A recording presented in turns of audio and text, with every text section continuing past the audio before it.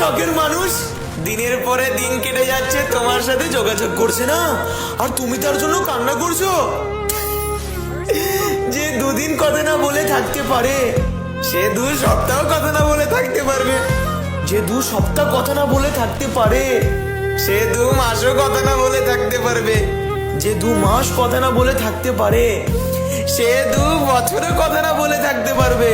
আর যে 2 বছর কথা না বলে থাকতে পারে, সে 20 বছরও কথা না বলে থাকতে পারবে।